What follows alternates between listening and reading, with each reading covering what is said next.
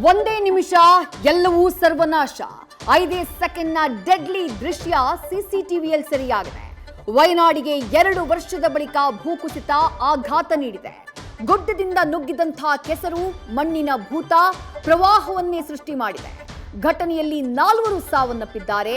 ಕೆಸರಿನಿಂದ ದಂಪತಿ ರೋಚಕವಾಗಿ ಪಾರಾಗಿದ್ದಾರೆ. ರಾಜ್ಯದಲ್ಲಿ ವರುಣನ ನರ್ತನ ಶುರುವಾಗಿದೆ. ಮೂಡಿಗೆರೆಯಲ್ಲಿ ಮೆರೆದಾಡಿದ ಮಳೆ ಶೃಂಗೇರಿಯಲ್ಲಿ ಜಲ ದಿಗ್ಬಂಧನ ವಿಧಿಸಿದೆ. ದೇವನಗೋಲ್ನಲ್ಲಿ ಧರೆ ಕುಸಿದಿದೆ. ಸಾಗರ ತೀರ್ಥಹಳ್ಳಿಯಲ್ಲಿ ವರ್ಷಧಾರೆ ಏರಿದಿದೆ. ಸಕಲೇಶಪುರದ ಸೇತುವೆಗಳ ಮೇಲೆ ನೀರೇ ದೊಣ್ಣೆ ನಾಯಕನಾಗಿದ್ರೆ ಚಿಕ್ಕೋಡಿಯಲ್ಲಿ ಮಂದಿರ ಜಲಾವೃತವಾಗಿದೆ. ಕಾವೇರಿ ತೀರದಲ್ಲಿ ಮಳೆ ಶ್ರುತಿ ಹಿಡಿದಿದೆ.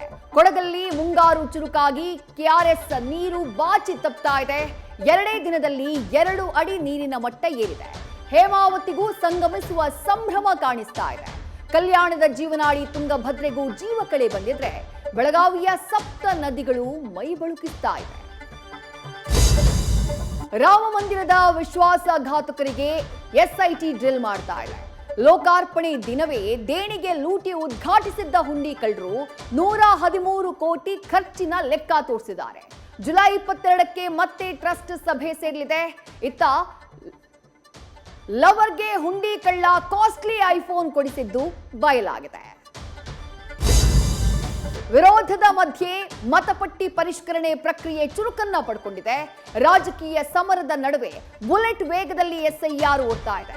7 ದಿನದಲ್ಲಿ 71% ಮತದಾರರಿಗೆ ಗಣತಿ ನಮೂನೆ ನೀಡಲಾಗಿದೆ. ಸುಮಾರು 1,24,734 ಮಂದಿ ಆನ್ಲೈನ್ನಲ್ಲಿ ಅರ್ಜಿ ಸಲ್ಲಿಸಿದ್ದಾರೆ.